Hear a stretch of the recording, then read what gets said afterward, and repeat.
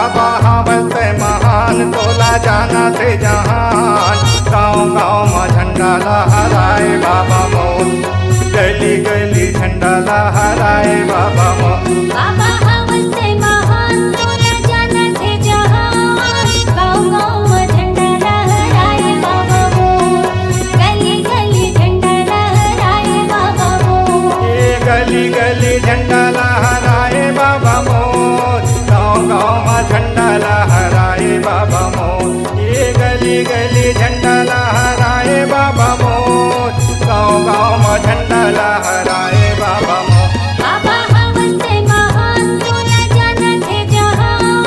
गाँव गाँव में झंडा लहराए बाबा मोर, गली गली झंडा लहराए बाबा मोर।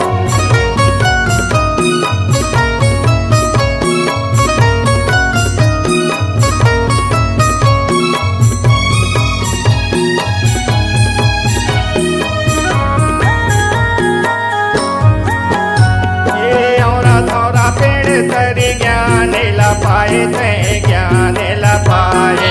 गिरे हपटेला बाबा शरण लगाए थे शरण लगाए। शरण लगाए बाबा शरण लगाए थे। शरण लगाए बाबा शरण लगाए थे।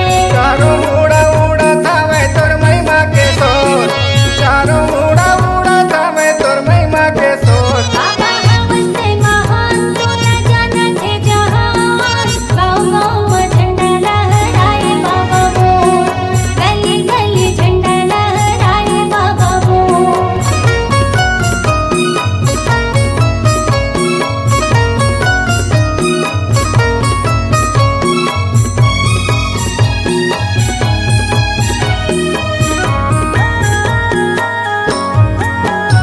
ये साप चाबे बुधा दूला दिए जीवन दान, दिए जीवन दान।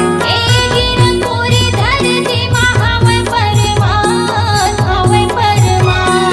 हवे परमान बाबा हवे परमान। हवे परमान बाबा हवे परमान। चारों उड़ा बगरे हवे तोर महिमा के सोर, चारों उड़ा बगरे हवे तोर महिमा के सोर। बाबा हवस महान तोला जाना थे जहान।